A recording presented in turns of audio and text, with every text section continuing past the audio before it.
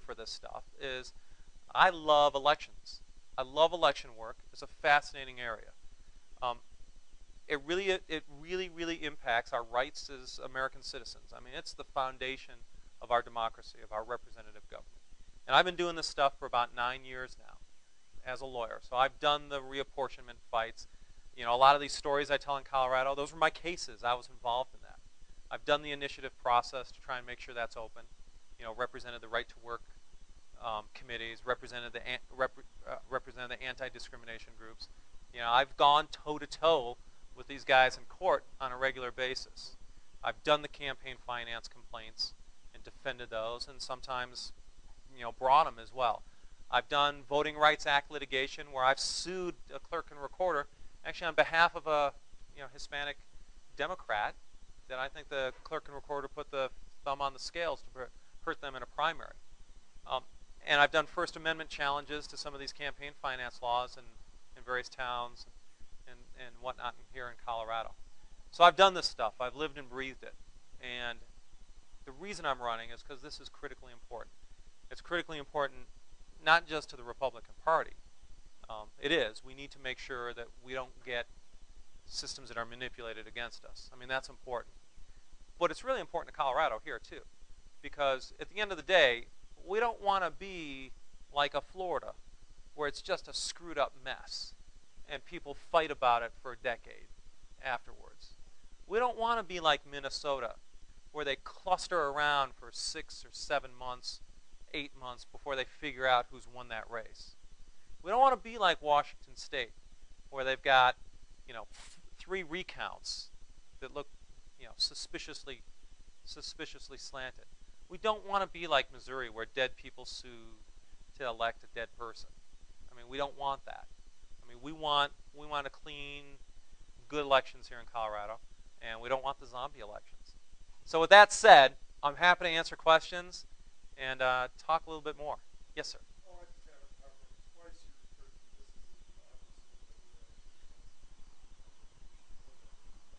I absolutely know that. However, I recognize that most people in common usage and linguistic usage look at this as a democracy. So we are a representative government. We don't have, well, we do have some direct democracy, the initiative, recall, and referendum process, but fair enough. We're not Swiss cantons where we vote on everything. But it still comes down to voting. Yes, sir.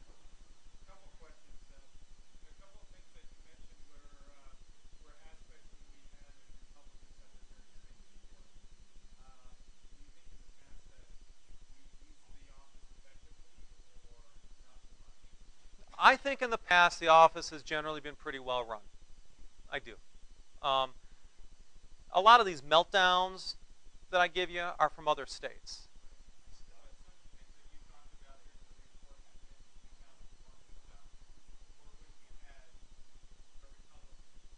I get you. So let me repeat the question. You know, for the microphone. So the question is, when Republicans have been in charge, have we used the office effectively in Colorado? And my answer is generally, yeah, I think we have. I mean, there are some things here and there that I do different. But part of the reason why we've got pretty good elections here is because we've had Republican secretaries of state holding the line and making sure we've got a good system. Reapportionment, redistricting. I think in some ways we could have been a little bit more assertive in revealing exactly what the Democrats were up to. Especially on reapportionment, they had a 6-5 majority, and they just went and they just did some. It was a travesty, and we actually filed quite a few lawsuits there, and we got the Supreme Court, the state Supreme Court, which is very liberal, and has 5 Democrats and 2 Republicans on it. We got them to turn around and reject the state Senate plan that the redistricting commission, reapportionment commission did. But I think from a public relations standpoint, from a Secretary of State leading the way, I think we could have been a little bit more assertive in that, just revealing what was going on and using that to explain to people why this was a bad system.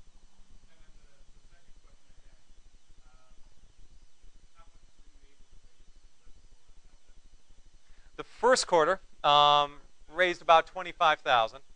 Okay, second quarter was about 12,000. All right, a little bit less than that. My opponent in the first quarter raised about he raised 0 in the first quarter. Actually, he transferred 11,000 from an old committee. And the second, he raised $100, not 100,000, $100. So I outraised him 120 to. My opponent, that's the Democrat Bernie Busher. On the Republican side, right now I don't have an opponent, and I don't think I will. I mean, there was some talk with some people opposing me early on. That's pretty much died out. So I guess I'm in the good position of I don't think I'm going to have an opponent or a contested primary here. I'd like to think part of the reason why is because I'm well qualified for the job. I mean, I'm not running for some job that I've not lived and breathed already for almost a decade. Yep. You've mentioned quite a few obviously fraudulent voting practices. Can you go into any criminal prosecutions? Does it just get overlooked, or do people actually end up in jail? So the question, I've gone into what looks like some pretty extensive, egregious stuff. Do people get prosecuted and go to jail? The answer is rarely. Here's what happens, okay? The way the open door for fraudulent behavior requires, first of all, a loose, sloppy system. One that's got loose standards, and even more, one that sometimes is incompetently managed. Milwaukee's a perfect example. All that same-day voter registration. The police tried to prosecute people on that. And the defense was, you know, they weren't criminal. They were just grossly incompetent. And that'll get you out of jail. I mean, you can't be like thrown in jail for being grossly incompetent. Or they would say, more accurately, you know, maybe this is criminal, but boy, there's really a good chance, there's reasonable doubt that we think it could be criminal. I'm sorry, that we think it could be incompetence instead. And so people didn't really go to jail. Now and then they do. But what happens is, you've got this debate. And generally conservatives say, we need to have good systems in place that are, you know, fair and strong, voter ID, that type of stuff. Arizona has voter ID, Indiana does, Georgia does. And they have voter ID, photo ID, in response to massive scandals. That's how that comes about. But usually what happens without a massive scandal is there's opposition to voter ID, all right? You know, as a fraud preventative measure. And then what happens is if you do have an instance of fraud, the first argument you'll hear is, well, I'm not really sure that was fraud or voter abuse. We're not really sure. I'm not convinced of it. The second argument is, well, it may have happened, but that was an isolated incident. Acorn. Anyone heard of Acorn, all the voter registration? Lots of voter registration fraud nationwide. And what's their argument? It's an isolated incident. That's not really our organization. When you have thousands of people working, yeah, you're going to have a couple bad apples. It's really an isolated incident. Then the next argument they'll say is, well, even if it's not quite isolated, it didn't change the outcome of the election. And then the last argument is, why the heck are we still talking about this? I mean, we really should be spending our resources to go out there and make sure people can vote, because that's what's important in our representative republic, okay? You guys are fighting battles that are 2 years old. You know, let's stop hunting down people in the political process and instead move forward. So because of those arguments, that's the tiered structure, and you can sort of see how people argue that. A lot of elected officials, certainly ones that are in the same party of the people who are doing the dirty tricks, are very hesitant to actually spend the resources and investigate this stuff. Here's a scary thing. I sat on the Election Reform Commission. Well, that's not scary. But I sat on this thing called the Election Reform Commission that met towards the end of last year and the beginning of this year. And you know what I realized? For the most part, no one has any idea what's going on. No one has any idea. People talk about voter intimidation. There's no evidence of that at all. People talk about voter fraud. No one wants to look into that. No one's really gone out from the Secretary of State's office and measured this stuff, made an effort to investigate it, find out what's actually going on, and aggregate that stuff statewide.